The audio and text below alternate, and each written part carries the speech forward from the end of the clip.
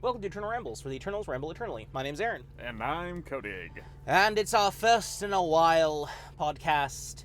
It's our first podcast in the truck.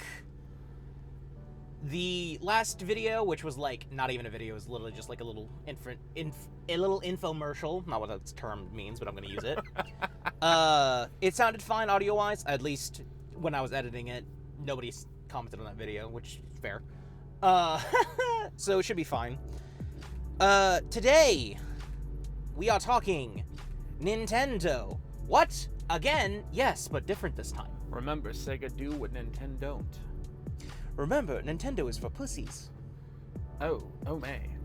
You know, that was an actual, like, thing that got said, like a Sony, not a Sony, Sega executive said that. Really? Yeah. It's like that one anime that I watched where the guy is like such a fucking Sega stan, and he gets like isekai'd into another world, and then gets brought back into this world, and he's like, "What happened to Sega?" I've never heard of that one. It's Uncle something. I don't know. Uncle something. It's Uncle funny. Grandpa. It's it's funny for sure. Are you sure? Yeah, at least season 1 is. I would dare to say. So, Switch 2. Mm-hmm. Switch the second. Nintendo Switch the second. Switch squared, you might say. I wouldn't say it's necessarily square. It's more like a rectangle. You know what I would love if actually the next Switch was called Switch Cubed? Then it's like the GameCube. Yes. They're never going to do it. It'd be funny. Yeah, it would be funny. If they ever make another Switch, who knows? We'll see. Honestly, I think their Switch formula is working for them. Yeah, but since when has Nintendo ever cared about formulas working? Mario, Zelda, Metroid, Mario. Yeah, but like... Well, Mario has multiple games, and each of those games has its own formula. That's fair. Oh, my goodness. Well, all in all, I have to say, I mean, so far... If there was ever a company who had, if it ain't broke, don't fix it, Nintendo is partially correct. What are you talking about? They change everything every single console generation until the Switch. Yeah, their consoles, but their games, not really. Nah, that's fair. That's what I mean, is like, it's sort of true. I was about to say, if it's like the whole, if it ain't broke, don't fix it, go to PlayStation. You know, it's the fucking DualShock 1, DualShock 2, DualShock 3. All the same fucking controller. Well, no, that was technically only the DualShock. No, not really, because the first DualShock didn't have toggle sticks. No, the first DualShock had toggle sticks. The first PlayStation 1 controller did not. No, I didn't know the terminology. A DualShock is the vibration inside the controller. Like the PS1 version 2 and 3 all had essentially the same controller. It was when 4 they changed up the controller, which honestly that's my favorite PlayStation controller, and it's not the one I started with. For anyone who was like, "Oh, is it?" No, I just like that one. I still hold true. PS5 is my favorite controller for PlayStation. I mean, I'm a GameCube stan. You know I'm a GameCube stan. I love the GameCube controller. I don't understand the simping for the GameCube controller. I just feel like it feels very unnatural in my hands. I don't know, man. It feels very natural in mine. But that's just me. You know, I've always loved the GameCube. There's something, I think Nintendo literally dusts their consoles with fucking, like, neurotoxins. To be like, this is my favorite. I mean, it's definitely better than Xbox. I don't give a shit what anyone says. The Xbox controller is not the best controller. Nah. They're like, oh yeah, that's because it has the most people copy it the most, therefore it has to be the best. Like, that is such a dumb argument. Yeah. They copy it the most because it's the easiest to manufacture. Yeah, it's cheap. That's why they do it. I don't even know. It's not even like it's sold the most. So, like, I don't get it. No. Like, honestly, PlayStation is it makes the most sense to me. Like, the two toggle sticks being near each other, and then the thumbsticks, and then the face buttons being different. Like, the segmented, and this is true on, like, the Switch Pro controller as well. Like, the segmented left toggle stick and the right toggle stick, I don't like how it feels in my hand. Now, that layout specifically, that is the difference between what was your first one, because it's what you got familiar with. Yeah. That's a fair argument. But like, PlayStation was my first one, so that's just my brain lays that out. That's why it's so annoying whenever certain games require specifically on PC to use an Xbox controller. Yeah. Because I'm not familiar with the face buttons. Because the Xbox and the Switch have inverted buttons. Yeah. So it's just so many layers of confusion. Which is why, quite literally, I downloaded a mod, at least on Elden Ring, that changed, even though I'm using an Xbox controller on the PC, it gave it PlayStation icons. Oh, that's brilliant. Because the X is in 3 different spots on all 3 controllers. Yeah. It's the only button that they all share, though, so at least be happy about that. Mm. Yeah. Well, technically, it's not even an X button. Technically, it's cross on PlayStation. Yeah, but it's an X. They just couldn't call it X because fucking patent reasons. You can't use our letter. That is our letter. That's so dumb. Oh my god. That's why it's not connected. That's why it's not an X. That's why it's called cross. It's so dumb. Well, I mean, on the PlayStation 1, they gave up on that. I think the patent ran out or something like that. Maybe. Like, the idea of, like, shapes honestly kind of make a little bit more sense to me than letters. Because young kids will probably recognize shapes more than letters on, like, cause like some of those like really like young kids games, like, oh, hit the A button. They're like, what's an A? Yeah. But they're probably gonna know what a square is. That's why it's like I like the way that Xbox and PlayStation do it, where it's like, okay, it's color and letter. So you go like X is the blue button, Y is the yellow button, A is the green button, B is the red button. I mean, PlayStation also is color coordinated. It's just not the entire button is that color. It's just... Well, that's what I'm saying. I like the way PlayStation and Xbox do that because it's color coordinated. It's like, okay. Oh, yeah, because Nintendo doesn't. Yeah, because Nintendo doesn't. Yeah. Anymore. No. It was like, oh, yeah, A was green and B was red, and then X and Y were gray, and then Z was on the back of the controller. Yeah. The GameCube controller was weird, man. I mean, it was a perfect layout in my opinion, because it's like, okay, what's the button you press the most? A is big, is right there. B is the second most pressed button, so it's like right there laid where you could like one thumb from A to B, and then X and Y were kind of off to the side because they were like secondary buttons that you wouldn't use as much. And then that wimpy ass toggle stick, like Nintendo was like, what is this? And just threw it on the controller. It's like... Yeah, it's like the fucking N64. It's like, what is a toggle stick? Literally, they're like, they didn't know how to make... Did you know, because you probably saw Scott's video on it, on the Wii U, it wasn't gonna be an actual toggle stick. It was gonna be like one of like on the 3DS. Yeah. It was gonna be one of those. Yeah, I saw that. What is with Nintendo and their hatred of the toggle stick? I don't know, considering the toggle sticks and the Switch 2 Pro controller feels so Well, now they've good. been beaten into submission, so... Yeah. And there's one thing that I can say about the Switch 2 Pro controller, it's that the toggle sticks, they just feel so smooth.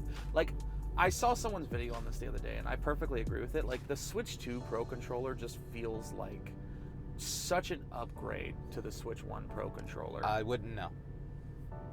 I mean, you've held them both. No. I mean, you haven't played them. No, I haven't, actually. Oh, here.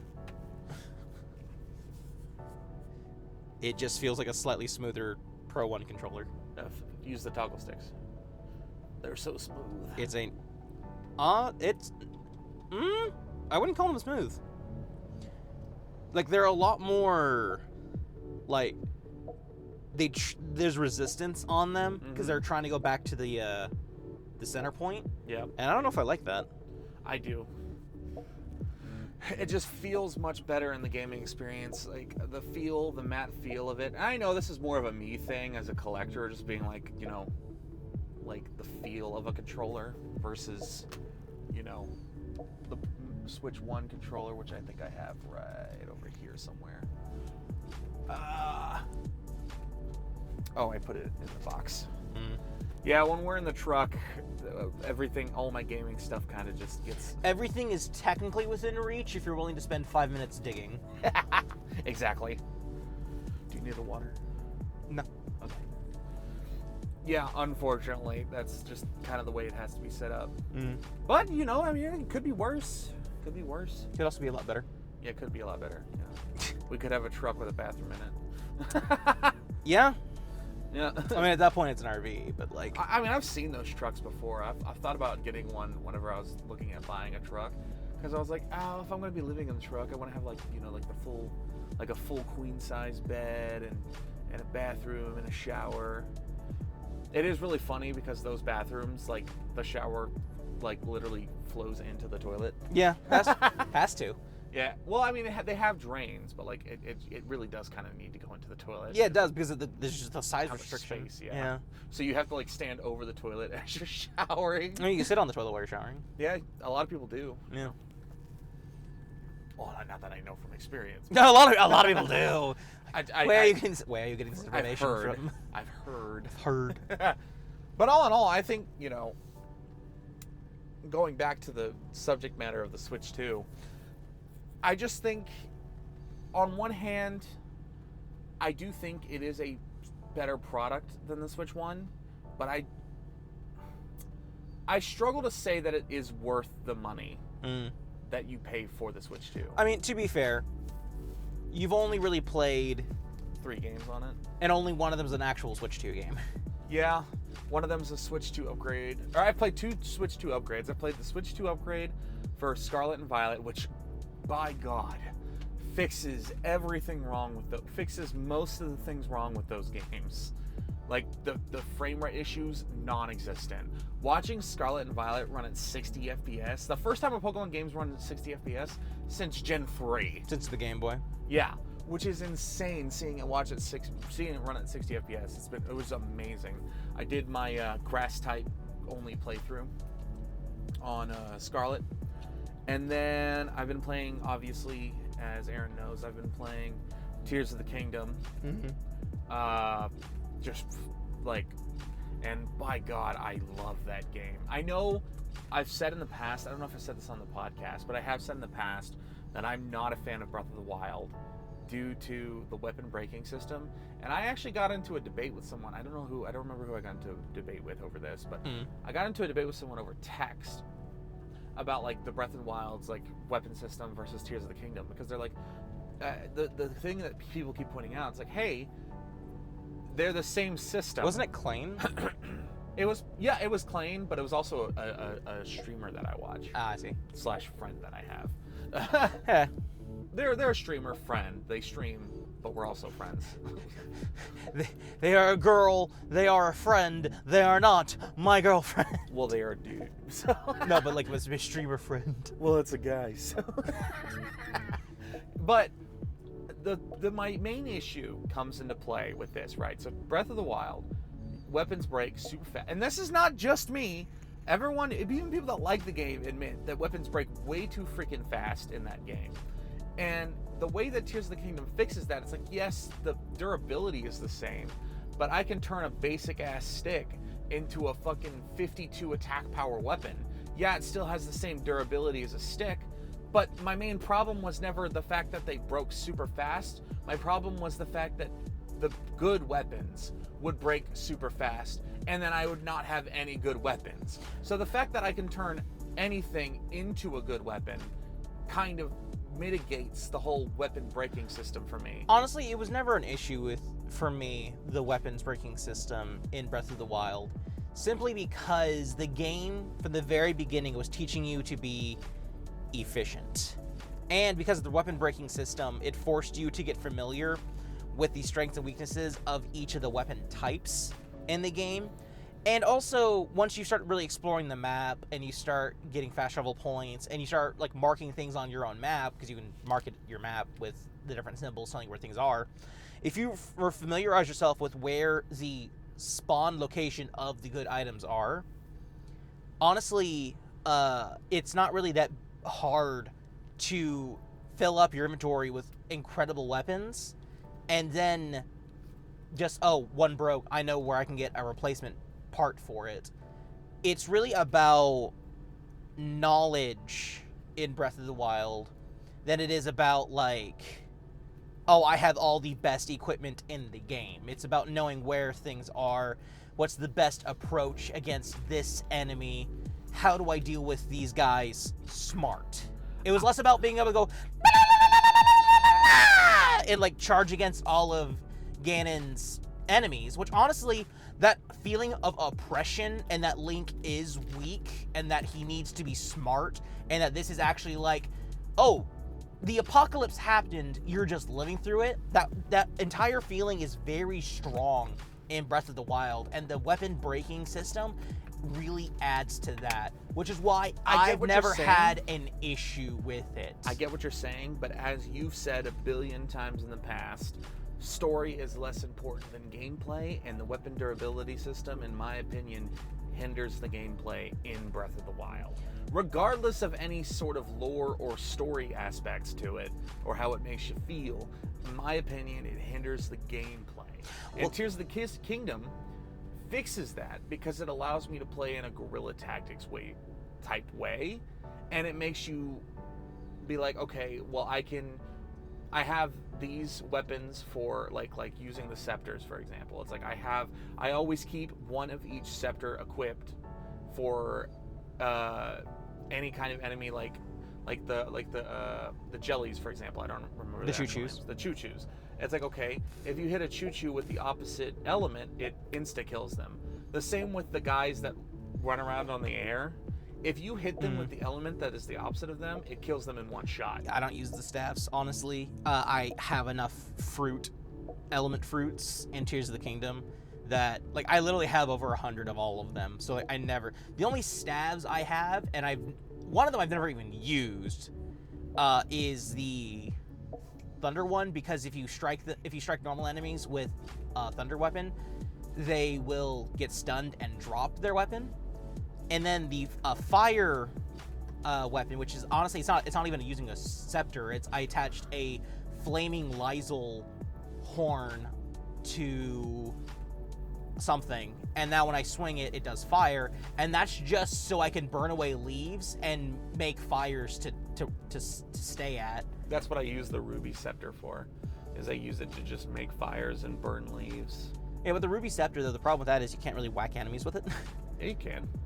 You can whack enemies with it. Not efficiently. But, like, again, that's another thing about the Tears of the Kingdom and Breath of the Wild both do really well, is they let you pick your approach. Yep. They let you... It's like, oh, hey, I found a solution to this problem. This definitely wasn't the intended solution, but it was mine. Like, in your argument before, you were like, it hinders the gameplay. It doesn't hinder the gameplay of Breath of the Wild. It impedes your preferred gameplay in it. It's trying to teach you to play differently. Hence, I don't think it holds back the gameplay. It's trying to tell you to play differently. You cannot like it. I'm not saying you're not allowed to not like it. I just don't think it hinders gameplay inherently. I think it depends on who you are as a person, in all honesty. But I mean, we're not... Well, we're talking about Nintendo, so whatever. Yeah, I know. No, I was going to say, like I said, Tears of the Kingdom is a game that I love. Breath of the Wild is a game that I don't. And I know it's like I've gotten into several debates with people on why I love one versus the other. And I just think Tears of the Kingdom pulls off a lot more. Tears of the Kingdom is a lot more player-friendly. Yeah. Like, a lot of people have told me, like, I got into a debate with a friend of mine that said Tears of the Kingdom is a bad sequel. And I was like... I wouldn't say that. I was like, I can see the argument that it's a bad sequel because it's Breath of the Wild, but slightly better. I don't agree with that assessment. But what I'm saying is the map is basically just Breath of the Wild with an Underdepths and Sky Islands. Everything else is pretty much the same. It's not, though. It is literally the same map with caves. No, it's not, because there are a lot of places that you can't get to the same way because the environment has changed. Like, for example, getting to Gerudo Town through Gerudo Canyon is no longer the same. like there's been like a collapse. You can't get there the same way. Zora Domain, it's not constantly raining there, meaning you're forced to run the same path to get to Zora Domain organically. Now you have more options how to get there. Small environmental changes forcing you to approach a familiar location from a different direction can mean a lot. Is it the same map? On one hand, yes. On the other hand, no, it's not. It depends on, the geography is the exact same, which it's not even, because like I said before, there's like certain places are different now. So it just depends on. I think Tears of the Kingdom is a good sequel because it's Legend of Zelda inherently is a circle. It's the same story every time. It's how the world reacts to these three linchpins, essentially. Like Zelda, Link, and Ganondorf. The world bends around these three people. And thus, every game is the world bending around them. So if you look at Breath of the Wild and you see how it's post-apocalypse, Link and Zelda lost. Everyone is trying their best not to die. It's cold. It's isolated. Everything is a challenge. Everything is a trial. Link has to stand on his own 2 feet and basically stop the apocalypse. Then into Tears of the Kingdom. People are happy. They're rebuilding. Things have changed and they're trying to understand the change, but everyone's much more hopeful. No one's like, oh my god, it's the end of the world. They're like, oh, this is new, because they have their hope back. So feeling the story of the world progressing in Tears of the Kingdom makes it a sequel to Breath of the Wild, because tonally everything is different. Whereas now Link's journey is more personal. Like, yeah, he's still trying to stop the bad guy and save Zelda, but now it's the whole story of, oh, Zelda, what happened to Zelda? And Link blaming himself and all these other things. Yeah, that one, spoiler alert, I guess. Zelda turning into the... It's like a 2-year-old game. Yeah, Zelda turning into the dragon. Mm. Like, and then, like, you having to pick up her tears to find her. Other memories, yeah.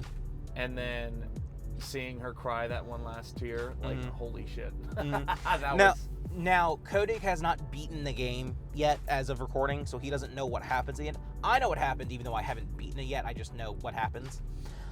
It's pretty interesting, the ending of the game. I have no comments. I know. Well, I mean, like, there, again, just like in, like, Breath of the Wild, it is like a 2-stage boss fight where you have, like, the first phase and, like, the Dark Beast section. That's dumb. No. I hated that in Breath of the Wild. Well, no, because the second half is much more cinematic. The second half was my favorite part. I hated the first part. Well, it's not the same boss fight. I know. It's going to be very different. I kind of figured.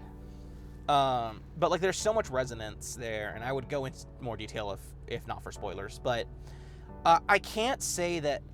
Now, as somebody who really loved Breath of the Wild and started playing Tears of the Kingdom when it came out, there was that element of... I feel like I'm stirring the pot a little bit. Like, because I essentially 100%ed Breath of the Wild. I didn't get all 999 Korok seeds, because I didn't care enough. I got 441 so I could max out my inventory. I did all the side quests. I got all the armor sets. I did not get them all to rank 4, because that's just purely busy work. I got my main set that I was going to wear for the final boss fight to rank 4, and everything else I just left mostly at rank 2 to get their abilities. That's enough. But everything else I did in Breath of the Wild. So when I got to Tears of the Kingdom, I finished the 4 regions, and I did basically all 100, I think it's 152. I think I've done 151, because there's one shrine that's technically 2 shrines, but I managed to get to one of them. That's soft locked behind main story progression late game. Like, you know that giant swirling thunderstorm sky island? Yeah. Yeah, that's part of the late game. And those are the last 2 shrines you're probably gonna encounter are on. Wait, I got one of those shrines. Like I said, like there's 2 on there. There's 2 on it. Yeah. One of them's a lot harder to get to without the storm being cleared out. The depths, I hated the depths. I did not. didn't? I did not want to go down there. A lot of people loved the depths. I've never seen a single person that Claim likes the depths. Well, Clayton's weird. He should not be used as an example. The Skylands were interesting, and I love Red from Elisa Hessick Production. She did a detailed diatribe on the lonely skies. It's kind of like using the Skylands as an example of that lonely feeling that Breath of the Wild left you with a lot of the time. To allow Tears of the Kingdom to invoke that same loneliness without making it seem like, but also giving you the feeling that, hey, you won, you saved the world, and not robbing that from you immediately in the sequel. Yes. I wonder if it's the same Sky Islands as I doubt it's the exact same geography as in Skyward Sword. I doubt the geography's the same, but I wonder if it's still the same, like, Sky Islands. I think it's basically implied to the was it the Divine Realm or something like that? I have no idea. Because like there's like that cloud barrier that the dragons actually pierce the cloud barrier in Breath of the Wild. Whenever you harvest one of their materials, they'll ascend into the cloud barrier, and basically like a giant portal opens up. They fly through. Huh. And then whenever you pull out the Master Sword out of the Light Dragon, that's you going above the cloud layer and actually ascending into the Divine Realm above the cloud barrier. Huh. You remember those golden lights and those golden clouds? Yeah. Yeah, that's yeah. But the most important thing that the Switch 2 has come out with so far, Legend ZA. Well, to me. Because recently, obviously, I've bought two Switch 2 games. As of right now, I only have bought two Switch 2 games. And that's Donkey Kong Bonanza and Pokemon Legend ZA. Yeah, because of which I haven't started Bonanza yet, because I bought it after ZA. Yeah, because Kodig did not get the Switch 2 until like earlier this month, maybe last month. Did not get it on launch. Waited specifically for close to Legend ZA's release to get it. And in that time, it was like, okay, what do I buy? When do I buy it? All this stuff. And I was like, well, there's no reason to really buy any Switch 2 games right now, because it's like, I can play Pokemon Violet or Scarlet for free, because the Switch 2 upgrade for Pokemon Scarlet and Violet is a free upgrade. And I was like, okay, after that, I can play Tears of the Kingdom, because I already have Switch Online, and the upgrade is free if you have Switch Online. So I was like, fuck it, we'll play Tears of the Kingdom. Because after he beat Scarlet, he's like, man, I want to play a game that I can just stop playing when ZA comes out. Little did he know. Yeah, little did I know I would be so into Tears of the Kingdom. I was expecting to not like it like Breath of the Wild. Like, well, then why were you gonna play it? Because it's fucking Legend of Zelda. It's a long game that he would guarantee to be able to play up until release. Yeah. I mean, I love Legend of Zelda as a franchise. I mean, it's one of my favorite franchises. It's just It has a very good aesthetic. I haven't played most of the games. I want to. I just haven't yet. Honestly, I think the problem with me trying to play any of the Zelda games at this point is that Breath of the Wild is very different from any other Zelda game. Like, I remember when Breath of the Wild came out, there were some hardcore Zelda fans that were annoyed with it because like it's not a Zelda game. And honestly, there's merit to that. It's very, very, very different. Like, I've heard people say, it's a Legend of Zelda game for non-Legend of Zelda fans. And honestly, franchises kind of need those softer-to-entry games to get people interested in the world and the characters and the lore. And then once they've gotten that first taste, then they can try to branch out and expand the rest to try out the rest of the franchise. Yeah, except Majora's Mask, because Majora's Mask is awful. It's old. It's a roguelike. It's old. But I think Legends ZA, right, for the Switch 2, which is the only game I've been playing the last 2 days. Honestly, I have a lot of problems with it. I also have a lot that I love about it. If it hasn't been clear, I have not touched the Switch 2 basically at all. I've not played any games on it, new or old. So most of the impressions are going to be coming from Kodig. It's just I'll be here to throw in my 2 cents. So Legends ZA brings back full customization, which Scarlet and Violet got rid of, which was dumb.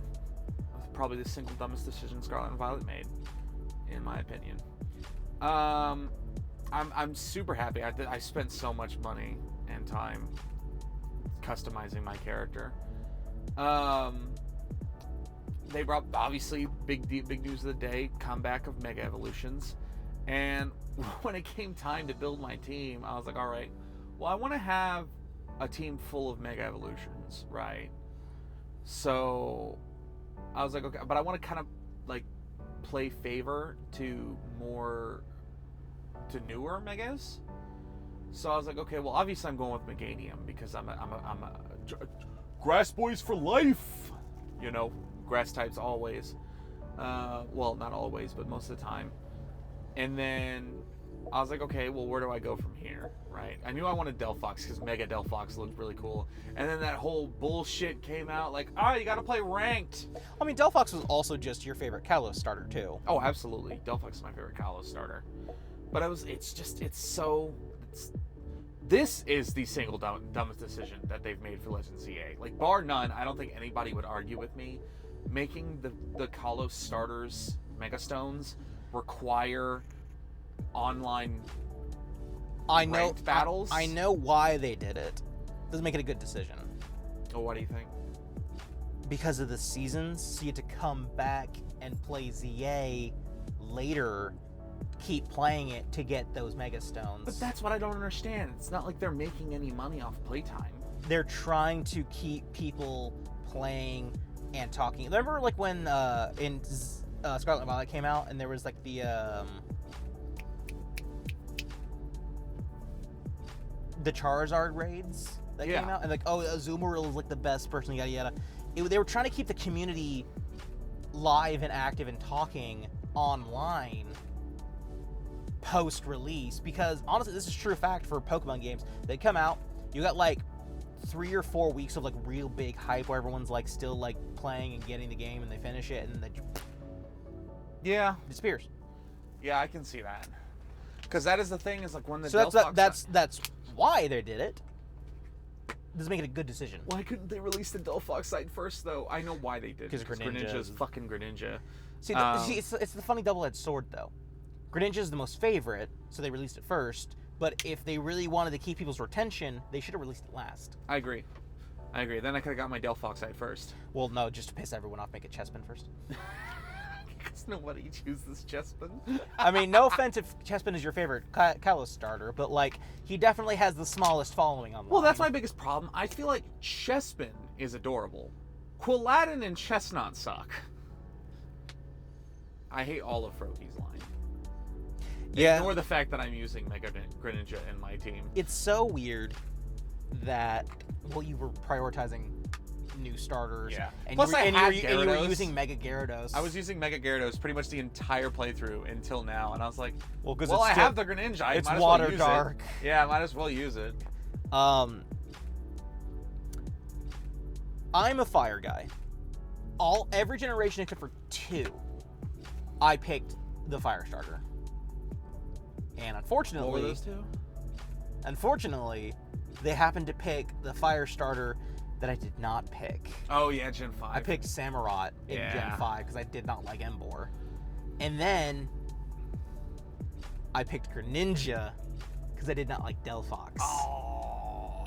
So it's like this weird perfect blend of like the 2 generations where I did not.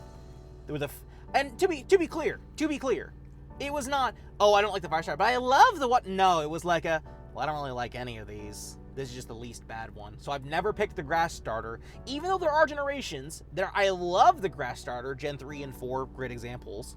It's just, the fire starters are so good. It's like, well, you like the fire fighting type so much. Like, yeah, but Emboar, 1, it was the 3rd one in a row, and 2, its design was so different. And unlike, Blaziken, it's like, oh, it's like a fighting rooster, so it's like, oh, like bird gets hands like that. It was fine. And then obviously Infernape's an ape, so like humanoid works. And you get pig. It's a samurai or something. No, Samurot's a samurai. That's it. No, it's like a Chinese soldier or something like that. I know it gets a lot of Chinese inspiration, if I'm not mistaken. Which is weird because you have Samurott, and you have Embor, and then you have Servine, and Unova. Merca. Yeah. Very interesting design choice. I mean, obviously, Japan, Game Freak, Samurai. But it's interesting for that part. So, honestly, I'm not a huge fan of any of the ZA starters mega designs. For Alligator is close. Its giant head thing should have just been like just a permanent part of its design instead of just like it's like an overcoat kind of thing. Yeah. Which makes it look a lot like Druddigan, which is interesting and weird. And I don't think that was intentional. It just turned out that way. Yeah. Meganium, I think, is cute.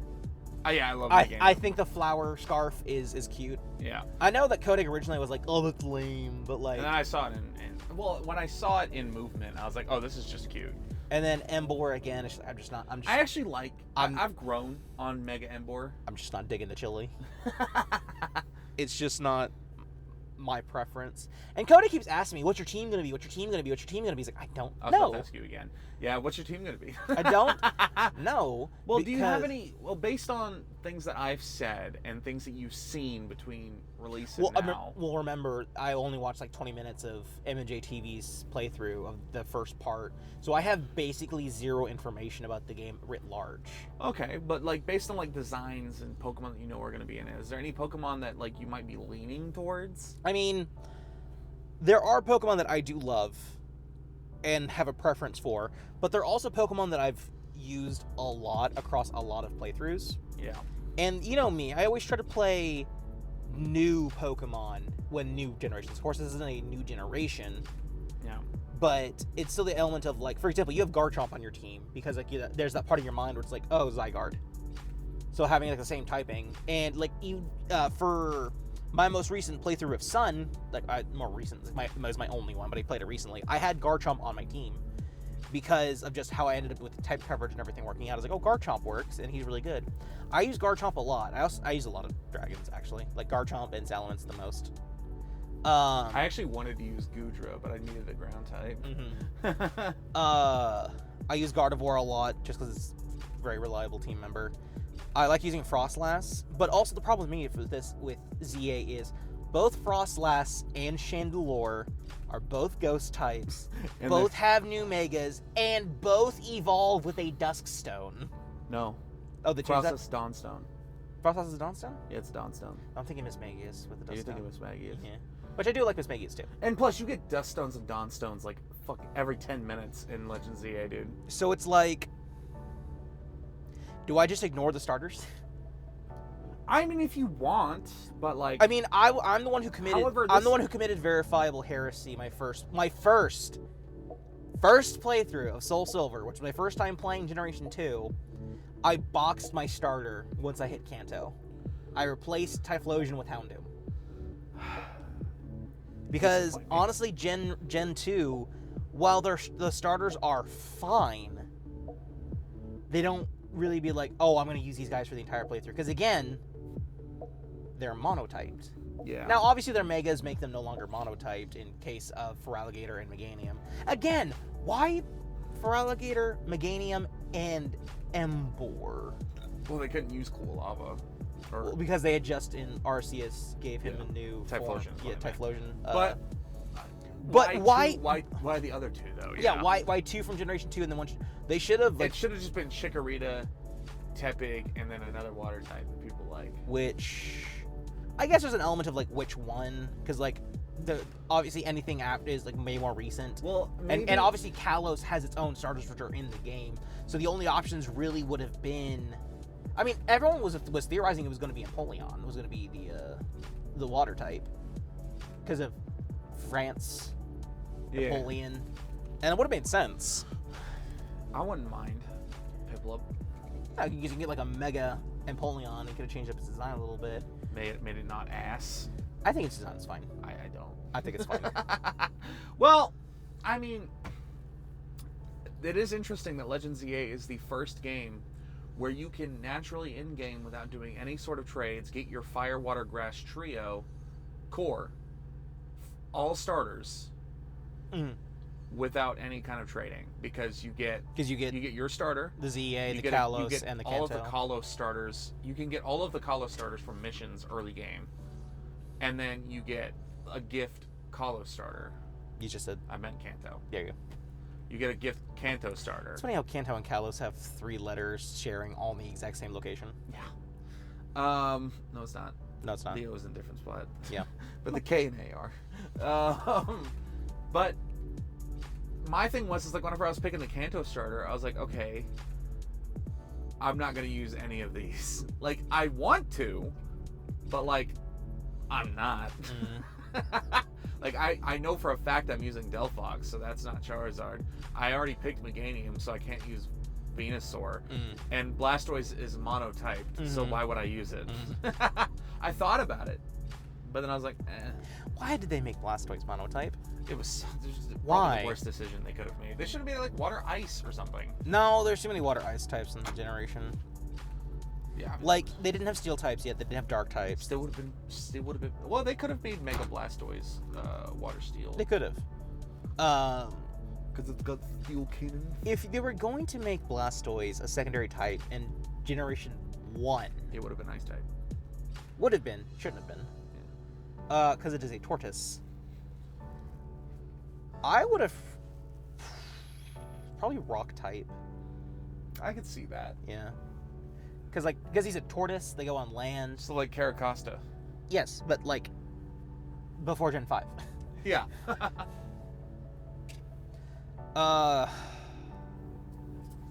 It's just weird. Like in Generation 2, at least they're all monotyped. Generation 3, again, Sceptile, only monotype for no reason. Then you get to Generation 4, all dual types, good. Generation 5, 2 monotypes, 1 dual type. Why? Also, again, it's like, why a third firefighting type? I will say this, when it comes to the nothing to do with what you just said.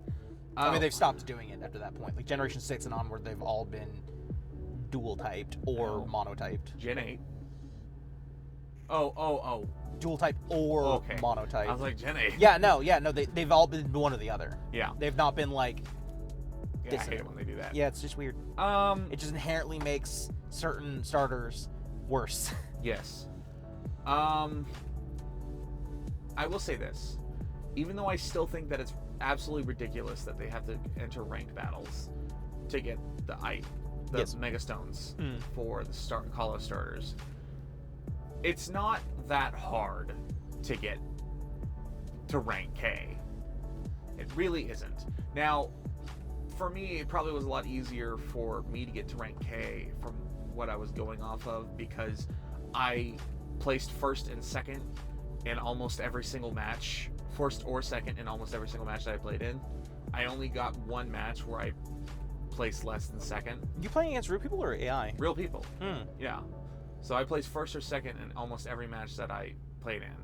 So, it was a little bit quicker for me. Well, I think the issue is it's only going to get harder from here, because the people are going to figure out strats, yeah. Well, 1, they're going to figure out strats. 2, the meta's going to get defined.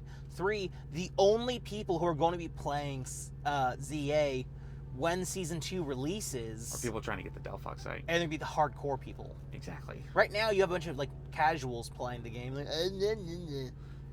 That's going to be just so much harder. Now, granted, you have a little bit of competitive history, but this is not the same. Oh, dude, it is so different. For one, it's a free for all, 4-person free for all. For 2, you win based on how many KOs you get. So whoever gets the most stealing KOs, kills, yeah, you can still steal kills, which happened to me a lot. However, I did steal a lot of kills. However, a lot of attacks, like this is the reason why Gyarados is so good in that, because he's so big. A lot of his attacks will hit multiple targets, because you get a lot of people that are fighting each other, and then you can just come in and hit them with a bounce and then just knock out. Or Waterfall, which is like a straight. Yeah, I remember you saying that Fire Spin, a garbage move, is actually really good. Yeah, because it's a trap. Yeah. So it places itself on the field, and then it just stays there, continuously dealing damage as long as they're in it. So you can use it as crowd control. maneuver them where you want them to be. You can use it as free damage while they're sitting inside of it and block their escape from it, or unless they run away, which could run them into another target. So it's very, you can be very strategic with Fire Spin. That's why I use Fire Spin. Yeah, which is good because like Fire Spin, Wrap, Whirlpool. Yeah. Like these were all like Sandstorm. Sandstorm's also a trap like Fire Spin. Well, that's very different than what, because Sandstorm was just a weather effect. Yeah. No, there was no. Well, they had to change certain things. Is it Sand Tomb? Like Spikes is also a trap, but it only covers a certain part of the field, so you can maneuver out of the spikes. Yeah. But anytime you go into the spikes, you take damage. Is Toxic Spikes a thing? Yes, Toxic Spikes. Oh, gross. And it still poisons. Yeah, that seems like one of the most busted. Poison is insane, dude. Yeah. Like, here's the thing. Here's the thing that I will say about status conditions, right? All right.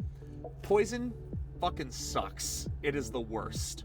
Paralysis, and there are no abilities in this game, right? No abilities. Yeah, so like you can't have like guts or anything like that. Nope. You still have, is Facade still in the game? I don't know. I haven't seen it. Because Facade it doubles damage or doubles power if you have a status effect. I haven't seen Facade, so I don't know yet. But I will say Paralysis Paralysis is not that good. Doesn't it like half the regen speed of the opponents? No. That's Sleep. Sleep halves the regen speed of the moves. You can still attack though. Paralysis just lowers your movement speed, which depending on the Pokemon can be good or bad. Or your move set. It depends on your moveset and how you play, in all honesty. I will say this, the worst one is Freeze, because it straight up locks you out of doing anything. It freezes you and you're fucked. Okay, so once again, its power has been unveiled. Yeah, exactly. Now, luckily, there's like you can still switch out though. Like you have like, I haven't yet. You have like Yawn, you have Thunder Wave. Yeah. You have Will-O-Wisp. As far as I know, there is no move that just freezes. No. Thank God. Burn, I'm pretty sure works the same way. I haven't really experienced it all that much, but I'm pretty sure it just works the same way as Poison. And still, I think it might still lower your attack. I have yet to see Confusion work as intended, because I have been confused, and I've never dealt damage to myself. So I don't know if it's like, I think Confusion might lower your accuracy. No, because there is no accuracy. There's no accuracy in the game. You either hit or you don't. Like it's one of those things where it's like all moves will hit. Like, for example, Fire Blast and Flamethrower, same exact accuracy. They will both hit your target. Fire Blast is actually more accurate because it can go farther. But also is less. Well, I assume it recharges slower. Yeah, it's a 12-second cooldown time, whereas Flamethrower is an 8-second cooldown time. That's why I have both Fire Blast and Flamethrower. Because sometimes you just need to use 2 fire moves. And that is one of the things that I noticed about this game versus Legends EA versus regular Pokemon. It is actually more beneficial to have 2 moves of the same type than to have multiple coverage moves, because whenever you need that stab attack, it's like, okay, I used Flamethrower, didn't quite kill them, well now they can kill me, Fire Blast. That's why my Delphox knows Fire Blast, Fire Spin, and Flamethrower. What is this, a 6-year-old playing? Right. Well, it's just like, Protect is another one of those moves that's like really good, because it's like, if you can predict the opponent's attack, then it's very good. Here's the problem. Protect is not quite as good in ranked, not because it's bad. It's still really good. It's just when there's 4 people attacking all at once, it becomes a little chaotic. You can't really predict attacks the same way. So at that point, it's just, okay, I need to deal the most amount of damage as fast as possible, which is where like stuff like Mega Gyarados and Mega Garchomp are really helpful. I also used Mega Lucario, but that's more for dealing with fairy types, which I know sounds weird, but he's not weak to fairy, so, because he's part steel type. Yeah. So I'd say the rank battles are actually kind of fun, but they take some getting used to. Yeah, they really make it so it's really hard to like try to gang up, because everything, not everything, but like basically everything is like a hitbox. So like, oh, I'm gonna gang up on this person. Oh, you stood too close, you got in the way. It's like, you can't cleanly Yep. Like, just gang up on one person. Exactly. There's going to be some splash damage. Exactly. Which is why, like I said, it's like I would get, like, use one move and get 3 knockouts, you know? Knock out all 3 opponents. Because the way it works is when you get knocked out, now, you bring in 3 Pokemon. And you can switch out between any of those Pokemon. But when one Pokemon gets knocked out, you reset. And you're out for 5 seconds. And then you respawn and your Pokemon are all healed again. Mm-hmm. And you keep going. But if you have 2 fully healthy Pokemon and one of your Pokemon gets knocked out, doesn't matter. Reset. So, like, there is actual, like, incentive for, like, time switch outs, you know? Mm-hmm. Now, you only get so many switches per reset. You can only switch, like, 3 times, I think, a total. Which is, like, fair, you know? All in all, I think the system is fun. I just still hate the fact that the Megastones are locked behind it, because it's like, well, then what happens when the seasons are over? You know, what happens when ZA stops being supported? How the fuck am I supposed to get the Megastones then? What if I want to do a playthrough of the game in 2030? I mean, it's still the same thing with, like, the mystery gift release of certain Pokemon. It's like, oh, what if I want to do this with that? What if I want to do this with that? It's like, honestly, it sucks, but it's not, like, mission critical. That's where we disagree, because I still think that Megastones are such a vital component to Legends ZA, whereas you don't need a mythic Pokemon. That's more just there for collection's sake, whereas, like, a lot of people use the starters. Mm-hmm. So, like, locking their stones, like I said, like, I'm using Delphox, but I can't use Mega Delphox because its stone isn't out yet, because it's not Season 2. Mm-hmm. Which means by the time I beat the game, probably, I will have not unlocked the Delphox site yet. I mean, again, I'm not arguing with you that that it was a bad idea for them to do that. But, like, my thing is, like, oh, and, like, 20 years from now, when somebody tries to play the Switch Legends ZA and not being able to use, like, honestly, I don't think it matters at that point. Because either, A, they will have gotten rid of Mega Evolutions again, so it'd only be for that game anyway. Or B, they will have other ways of allowing you to get the Mega Stones in other games, and you could probably just transfer it in. See, that's what I'm saying. As long as they allow you a way to get the Mega Stones in-game once the seasons are over, then it's fine. But for now, that's just how it is. Yeah. I see that. And we have literally zero knowledge on Donkey Kong Bonanza, even though it is the other Switch 2 game we have. We've heard people bought it after getting ZA. Yeah, we've heard people like it, but, like, we are excited to play it. Yeah, no, it's gonna be interesting. I mean, I'm not a huge platformer guy. Me neither. And honestly, it's like I'm okay. I like collectathons. I'm good with those. Like, I didn't finish Mario Odyssey. I'm not. Because honestly, I thought Mario Odyssey's primary movement was very simplistic and really, really weirdly laid out. Like, the mapping for the buttons. Oh, the button map? Yeah. Yeah, to do all these moves. It's like you have, like, 1, 2, 3, 4, 5, 6, 7, 8, 9, 10, 11, 12, 13, 14. At least 14 buttons. Why are 3 of them why are 3 of them jump, and you have to hit, like, a combination of other buttons again in time to then do other moves instead of just mapping that move to another button? Yeah, and I don't think you can button map yourself. No, you can't. It's very weird. It's a very, very odd decision to make so many buttons do the exact same thing and then make button combinations required to do other moves. Actually, you can button map on the Switch 2. And it has a Switch 2 upgrade. So, play it on the Switch 2, you can actually change the buttons.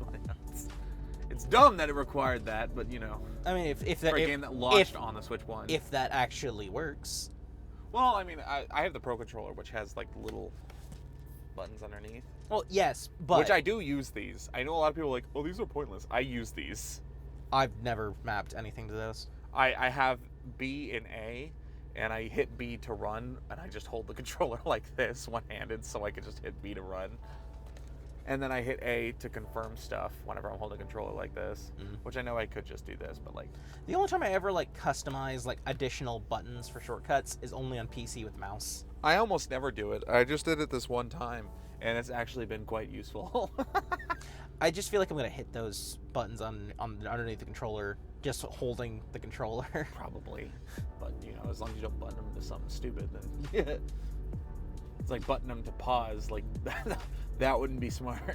Well, I mean, like even like certain stuff where it's like, oh, it's like, I don't even know what I would example that. It's just it doesn't feel like, I feel like they need more resistance to click them. Because I feel like it's too easy now. So with the sensitivity on. It's a little easy. Yeah.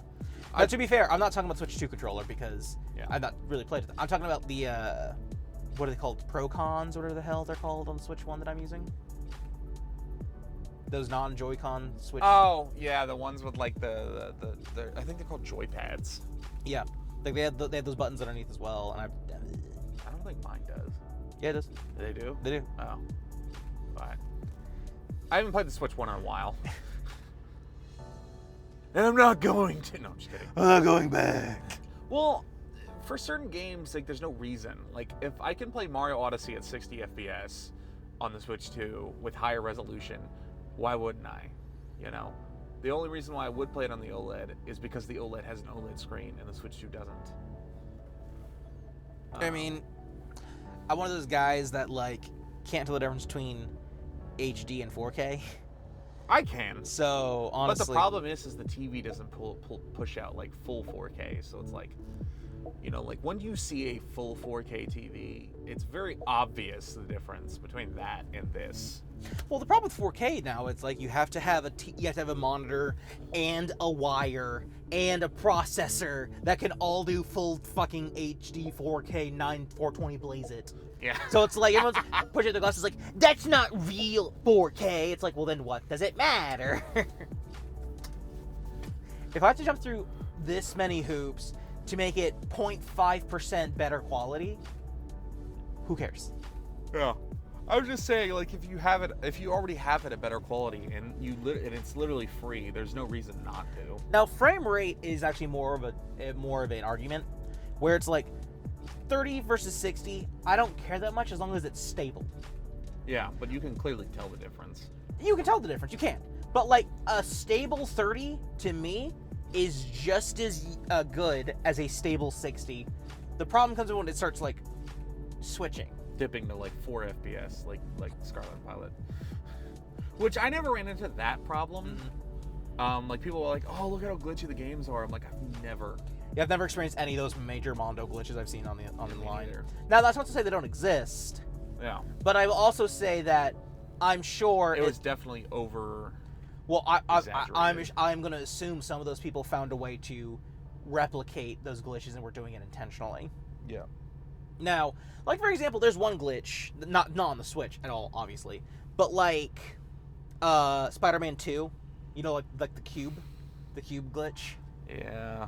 That was pretty common. I actually experienced that once in my playthrough. Remember the Spider-Man 2? Yes. Whenever... No, it wasn't Spider-Man 2. It was Spider-Man 1 1 remaster. Yeah, it was where it was like it was just ahead. We couldn't even swing. Like no, literally, we were loading into a mission, and this was the PS5 version of Spider-Man 1. Yep. Which we had way more issues with than ever on the PS4 edition. Yeah. Like no loading screens, but also like, good God. We were loading into a mission, and Peter like despawned and like the city reset itself, and we were Spider-Man, but when it reloaded in, it was just Peter's head, only his head, floating. We could turn the camera, but the only thing we could make Peter do was walk forward. Yeah. And only walk. And we're like, what the fuck? And then eventually, after like, I think like 2 minutes of us just looking at the screen like, what the hell? Then the game crashed. Yeah. It was one of the weirdest bugs I've ever experienced. No, the weirdest bug I've ever experienced, which I sent you this video on PlayStation Network, was I was playing Assassin's Creed 2 on the PlayStation 4, and I was on a roof, and I was Ezio, obviously. I was on a roof, and I was just sitting there, and then like he said something, and then he duplicated himself, and then they duplicated themselves, and then they duplicated themselves. I don't remember that video. And then they duplicated, and then it was just like until it was like 400 Ezios just walking around on the roof, And I was like, what the fuck is... And the game didn't crash. The game never crashed. I just had to turn it off and turn it back on again. I was playing Fallout last night, Fallout 4, and granted, I was using mods. Ah, okay. I had to scrap the save file. The whole save file? Because my last save was like 2 hours prior, and I was in a dungeon, and if I would look, turn the camera in a direction, hard freeze. Close the game, reload in, go try to do it again, avoid looking at whatever the fuck, then look, freeze. And it was only inside that dungeon. I could get out, but that was a dungeon for a main quest. Oh. So, I had to throw away the whole save file. Like, Yeah. well, use it. No, because honestly, I tried reloading, I tried resaving, I tried going through this whole thing. That dungeon every single time just... So even if I went back to that 2 hour prior save file, which I didn't want to do, no one wants to lose 2 hours of progress. Well, it's better than losing all hours of progress. I wasn't sure that was going to stop the problem. That's fair. Because usually, if you, like, for example, I loaded a previous save before I had entered the dungeon, saved again, closed the game, reopened the game, went into the dungeon, it was still in that state. You know what? One thing I will say about Legends CA that I've noticed so far, I've had zero problems, like, running the game. I haven't had any glitches. It's running pretty smooth. Like, I remember everyone saying, "Oh, it's gonna be cooked," because, like, obviously it's Pokemon and Game Freak doesn't know how to code. And the whole city city is is one one model. Here's the thing. Again, people don't realize this. Like, The map is small enough for it to not matter. To be well, honest. that number one, but also number two. This is basically a PS4. Yes. It's if ZA released on anyone who's playing on Switch 1, like, who knows? But like, if the game was only on Switch 1, problem. Yeah. But it's a PS4 essentially. Like, at least that's what I've heard from specs. Like, anyone in the comments who wants to correct me and get like a push up their glasses if you're a fucking tech bro, actually at me. That's what I've heard. Yeah. So I'm not shocked that a game this small is not having issues. And you know what? Despite the fact that Game Freak doesn't know how to code. Yeah. And you know what? I remember I had the same complaint whenever I was first seeing the game. I was like, "Oh, only Lumio City." Like Well, I still think it's dumb. The game is designed around it. I still think it's dumb. Don't get me wrong. But here's my thing. It's a lot like Bloodborne, right? Where it's like, it's got a lot of verticality to it. So it's like the map is only a certain size, but it's not just ground level. There's like layers. And that's what I mean when I say Bloodborne. It's a small map with multiple layers. The problem with Bloodborne that people had was the two major problems they had was with how few lamps there were. But again, it was like multiple shortcuts led back to that lamp, so you could get to basically anywhere once you've unlocked the path from one lamp in one area. Because there was only ever one lamp per area, unlike Dark Souls, which had multiple bonfires in that same little location. And two was the fact if you couldn't transport from lamppost to lamppost, you always had to go back to the Hunter's Dream first. Yeah, that was dumb. That was bad. I love Bloodborne. That's a big L. Yeah. And then you have Duskbloods coming out on Nintendo Switch 2, which is like basically a spiritual successor to Bloodborne. You know how many spiritual successors there are to Bloodborne? Yeah, but this one's made by FromSoft. There'll be fucking blood at the reading of the will. I tell you what. I'll buy it. I'll play it. I'll play it even. Just because I haven't even finished Bloodborne. Just because I say I'll buy something doesn't necessarily mean I'm gonna play it. That's true. No, well, I'm like halfway through Bloodborne. Your problem though is that you can't play Bloodborne unless I'm there and also you're drinking. Yes. Which is kind of hard to do in the truck. Yeah. It's illegal to do in the truck. Yes. Like I don't know why. And this could just be a me thing. I am better at Bloodborne when I am drunk. You're not as stressed out. That's probably what it is. I remember my first time, and I wasn't drunk during this time, but I remember my first time, I beat Father Gascoigne on my first try. On my first try, and then Aaron and Ryan were like, "What?" And it was pretty impressive. And you're like, "Oh, that wasn't that hard." And then I had him fight Gascoigne again on a different save file, and he's like, "Oh." I still won, but it was a little harder. You died at least once on that second. I died attempt. once and then won the second time. Yeah, but you're like, Yeah, but I was like, I see it, because like the first time I fought him, it didn't feel that hard. No, like, I had no expectations for that boss fight. And like honestly, a lot of the boss fights that I fought in Bloodborne were not really, because I think I've only died once or twice in any boss fight that I've done in Bloodborne. Because boss fights in Bloodborne is all from software games. They're a formula, and once you know the equation, you can solve it. I've also been drunk all the other bosses that I fought in Bloodborne. It's like I stopped being as fearful of the bosses and play aggressive, which is what Bloodborne wants You're supposed you to do. Yeah. Because like when I'm playing Dark Souls, I play super back and well, you know me, I play Tonk Boy in Dark Souls. Yeah, literally, it's like you were never punished in Dark Souls for taking boss fights one butt poke at a time. Yeah. And in Bloodborne, it 1000% does. And Dark Souls 3, technically, there are bosses that have taken that design philosophy. Like, if you're not aggressive, you're going to run out of healing before you kill it. Yeah. And then Elden Ring was just like the perfect mesh of all of them. I'm just not drinking the same Kool-Aid everyone else is on Elden Ring. It's like Paul Rudd. I don't get the appeal. It's perfectly fine. I don't understand why everyone's licking his balls. Because it's Paul Rudd. That's not enough. That's not a reason for me. Speaking of Kool-Aid, we need to get Kool-Aid for the truck. We don't. Kool-Aid almost never is worth it for the amount that you get. I don't mean Kool-Aid specifically. I just mean like the little packets to like flavored water bottles into flavored water. Oh, that's different. Yeah. That's very different. I didn't mean Kool-Aid in particular. Well, like honestly, I was thinking about that, getting like some #NotSpawn, something like Crystal Light for like fruit punch or like pink lemonade or something like that.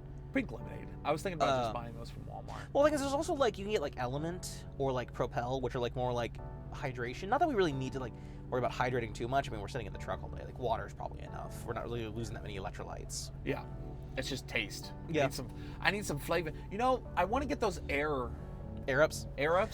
Yeah, they're those just are like really expensive. Yeah, and also you need to refill them and everything. It's yeah, like, and if you don't use them consistently, they'll run out before like you even get a chance to like get your full amount out of it. Exactly. So it's like, honestly, that's why I love that one film theory that Santi did. Is like, are we drinking too much water? Because like so many people like drink water. Look at all this designer water bottles. Oh, he literally said he started checking himself whenever he and his wife were going out to dinner one night, and they both filled up their water bottles before leaving the house to go to a restaurant. They're like, I think there's a problem here. Yeah, you don't need water on the way to a restaurant. Now, honestly, you and I don't drink too much. I know for a fact we don't drink too much. We'll drink like, well, the thing is, it's also like different, like because you drink like your Arizona teas. Yeah. I don't tend to drink more than like outside of a drink with food. I won't drink more than like a bottle a day. Now, whether that's like a 28-ounce bottle of Gatorade that I get like at a gas station or a truck stop, or if it's like a normal 12-ounce bottle of water, I don't tend to go beyond that because I'm not really doing enough to warrant needing to drink more than that. Yeah. We have a lot of plans for future videos. We have essentially a roadmap for the next 6 months of videos we plan to post on the channel. And the way things are looking right now, neither Kodig or myself are going to have any free time for like the next 4 months, probably at least. Yeah, right about. Well, I mean, I kind of. Well, no. We'll have like that, and like an hour when you stop driving for the night, depending. Well, it's more like on my days off, because like anytime that I'm driving, we're doing research, right? So while I'm driving, we're both doing research or working on writing while I'm driving. And then when I'm done driving, it's like, okay, I got that hour before I have to go to sleep because I have exactly 10 hours before I have to get up again. And then we have my days off, which are only going to be like 4 days a month. And of course, with Thanksgiving and then Which Christmas. those days we also have to record. And then your birthday showing up. Yeah. So, like, the next 3 months on your days off, we're not going to be able to do anything productive. Yeah. And even, while it will be time off, like, it'll be, like, Well, we'll have to dedicated take to one doing day these. of those to record videos. 100%. Record whatever scripts we have written. And then the other days, it's like, okay, it's the holidays where it's like we're not really getting leisure time to just do what we want. Exactly. So, yeah, I feel that. Because it's like, okay, we want to do this, we want to do that, we want to do this. And it's like, there is not enough time in the day to facilitate doing everything we want. Yeah. Like, the only reason we've been able to make this podcast based on Nintendo Switch 2 was because Kodig is like, I want to take these days off to play ZA when it comes out, and we need a video for this month. We haven't been able to do anything new or interesting the past few months because of moving and being in the truck. Nintendo podcast. Exactly.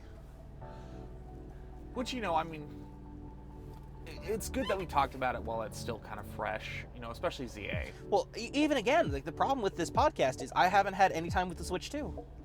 So I haven't been able to give my opinions or my impression on the game. Because when I'm driving, you're having to do research too. Exactly. So, and like, obviously it's your console and you're the bigger Pokemon fan of the two of us. I'm not gonna be like, I need you to stop playing for a little while so I can have some time with it, so I can have an opinion. It's like, no, I wasn't gonna do that. So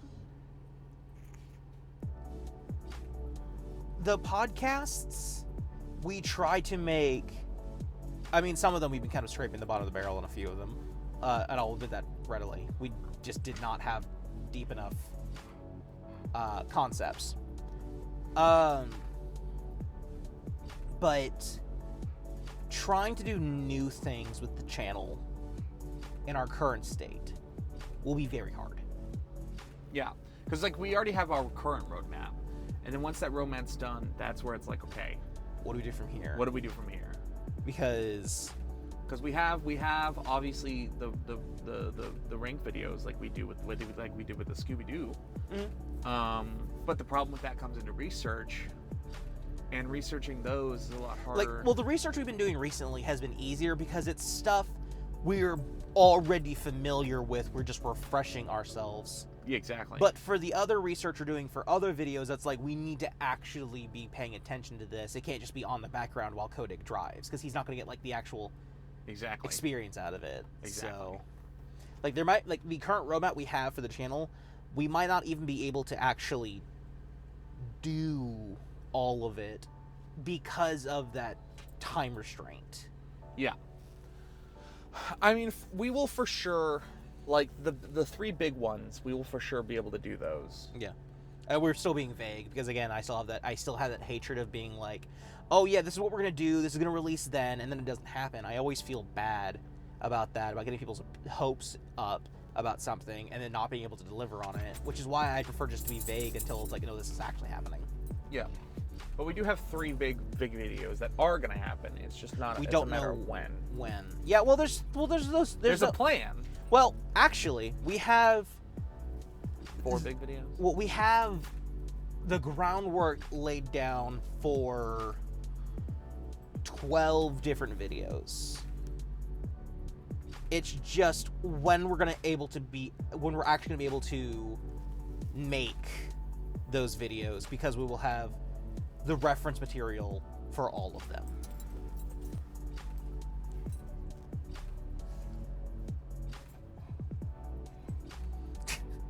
Coding's looking at me very confused. I don't know where this 12 number is coming from.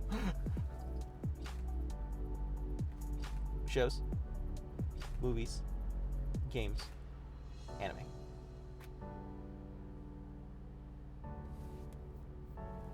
Fair enough. I mean, our whole channel is basically built around, pop culture, and, because we ain't experts on nothing. We ain't experts on nothing. But pop culture. And even that. No, we're not experts on pop. No one is an expert on pop culture. If you're an expert on pop culture, I fear for you. Those people who are what is it, clinically online or something like that? Yeah. No, not clinically. chronically online, yeah. Yeah, like movies, shows, and games. That's what our channel is. That's what our channel has always been. Well, I've always been of the opinion our channel is about expressing our opinions on all things, and it's just real life opinions belong in real life. Well, yes, but also it's like streaming them online doesn't help unless you're like, you know, an activist trying to make an actual change. Yeah, why we don't talk politics. Yeah, because we honestly... We're not trying to make a change. We're trying to have fun. Well, yes. Well, it's not even just that. It's also the fact of it's like, it takes a lot to make change, and we're not in a position to make those changes. Exactly. So we'd rather have fun, and voicing our opinions on games, movies, and TV shows is a much safer environment. And honestly, our opinions and ideas on what we hold the most important when it comes to games, movies, and TV shows is hopefully where people will find interest. Yeah. Plus, you know, like we have the ideas of like, okay, well, we stopped doing gameplay videos, right? But it's not like we stopped doing gameplay entirely. We're still planning on streaming.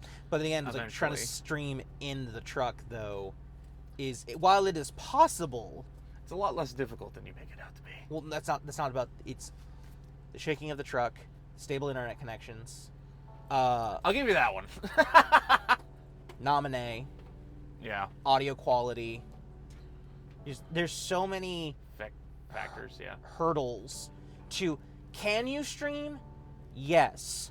Should you stream and ruin an audience's first impression of you? No. Because when it comes to streamers, first impressions mean way more than so many other on a YouTube video. If I watch like a YouTube video of a random YouTube video on someone and it's like a really bad video, I'll turn it off. But there's no guaranteed I won't check out another video of theirs in the future.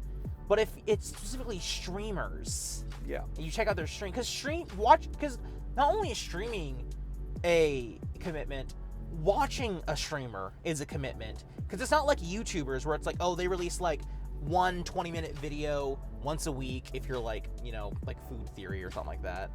Or it's like they release a video of some kind like every day or something else like some other streamer, like some other YouTubers do. Streamers are like, okay, I'm gonna be online for at least the next 4 hours. Yep. Be interesting.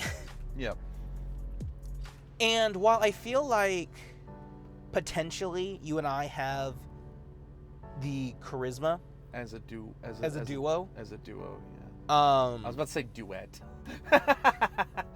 Where we currently are, like literally at every meaning of the word, right now is a bad time to try to stream. Yeah. Well, we're not planning that right now, but that's a future thing where it's like I'm working on it. I just want it stated. That's I am working on getting, and this is not just for streams too. It'll have like with like our list videos and stuff like that. Like our channel is going through a lot of changes. Like right now we're rebranding a little bit, you know. Like we're trying to increase the quality of content, and like while like the content itself won't really change that much, we hope it will improve your viewing enjoyment of the content. Exactly. I'm working on, you know, and this is one of those ones where it's like it's not an empty promise because I am working on it. Yeah. But like obviously we're working on changing up the models. Mm-hmm. You know, our models. Obviously there's, you know, channel lore as in stated within. I mean, perfectly honest, like I know a lot of VTubers and streamers and everything like has like the lore and the persona and stuff like that. Like honestly, I don't really care that much. And there are, well, again, that's more of a thing for scripted videos than you know these. No, what I mean is like there'll be people who are like will check out a VTuber and be like, "What's your lore?" And it's like, I'm a ferret who likes video games. And that's it. Yeah. Because there are certain people who do freaking deep dive and go all in on it. And for those people who like that, I'm game for it. But also, there's other elements where it's like, I'm just trying to make a video here, man. Yeah. Well, no, that's what I was saying. Is like, you know, I'm working on getting the models for our characters, and obviously, we're going to do the full rigging and VTubing stuff when we have the opportunity to do it. I have no promises on when that will be. Yeah. I have a promise that it will happen. It's just a matter of when, because it's like, we could in the truck set up for recording purposes when doing line readings and stuff, set up the camera to record the model and do the rigging, right? And that would be fine. And we could do that one person at a time. Yeah. Because we could only really record one person at a time anyways. Yeah, we already had the experience of the truck running out of power from the two of us just being on our switches. Yeah. So, honestly, it's not even impossible. Like, streaming, yes, I can understand that. Recording, it's not difficult. Honestly, the recording process will come down to the fact of having the time, specifically choosing, okay, on this day, this is when we're doing this thing. Exactly. And then when it comes down to like editing these videos, that's on me. Well, you can do that. But again, you just have to let me know so that way I can be like, okay, well, we can stop the research. Yeah, exactly. But but again, it's the whole thing where it's like the videos we have planned to make, we have a window to do all the research we need to get those done. Well, to be fair, a lot of those, like you said, is just us refreshing ourselves. But it's still like there's a lot. Yeah. And we don't even have to do all of it. No, but again, there are still certain ones where we're like, this is happening. Yes, absolutely. At this back quarter kind of turned into like, because like the update video that we had originally recorded kind of got chopped down a lot by me because we kind of meandered and didn't really have any. We also made specific promises that I knew we weren't going to keep, so I cut those. Fair enough. But this is a little bit more information on what we've been up to. We have plans that we're actually making efforts on, and they will happen. It's just a matter of when. And Nintendo right now, we didn't really get into about the controversy. Nintendo is like the pricing of their games and the console. A lot of the decisions when it comes to the maintenance of the console that Nintendo is doing. Yeah, their whole thing of trying to kill the aftermarket of games. It's like, oh, I bought this game, I've played this game, I don't want to play this game anymore, I want to sell this game. I did find out, which I will give this to Nintendo specifically. The game keycard thing is not entirely Nintendo's fault. It's the manufacturers who make the cartridges for Nintendo, because they only release cartridges in one size, and that's 64 gigabytes. And it's really expensive to get those cartridges. And if your game is 13 gigs, you don't need a 64 gigabyte cartridge. So a lot of companies are just making them game key cards. But all of Nintendo's stuff is not. It's cartridges. All of Nintendo's first party stuff is cartridges, whereas it's third parties that have been doing the game key card thing. Now, game key cards are still stupid. Don't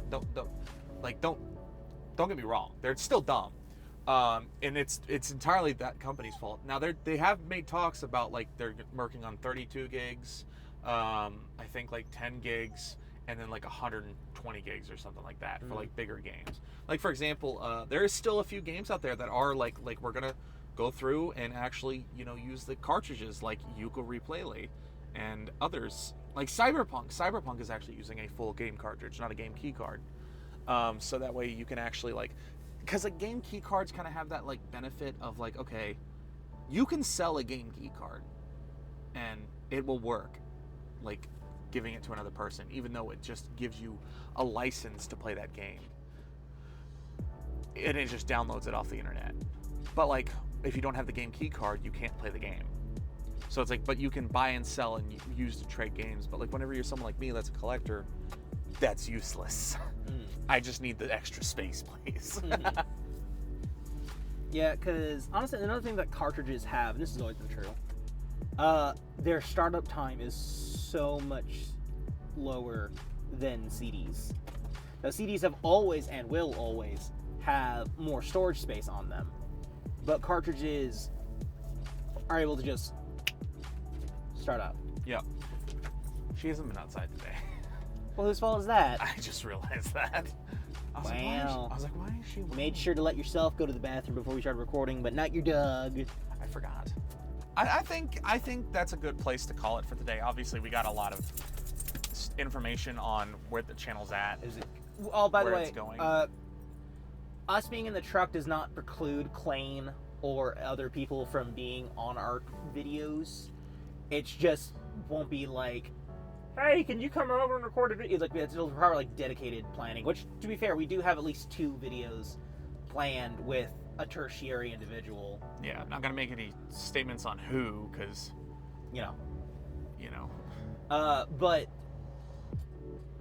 well, it's been like this forever. But like, it's predominantly me and Kodig on the channel, and sometimes a third person. Yeah.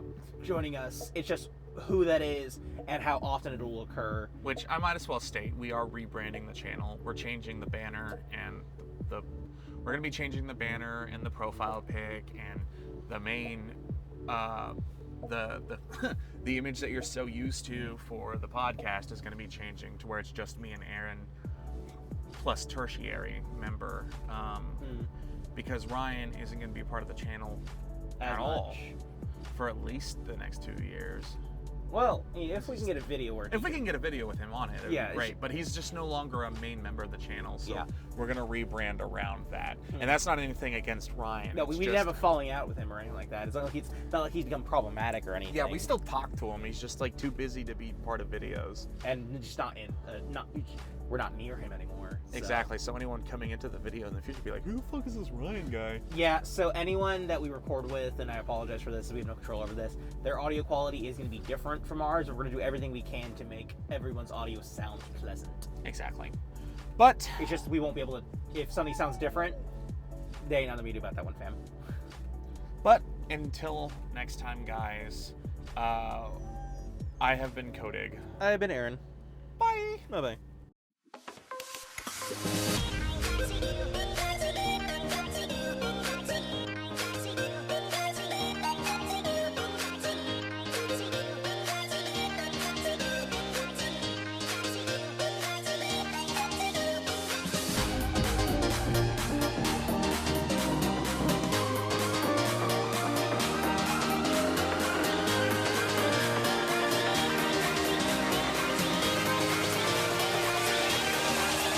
Cracky.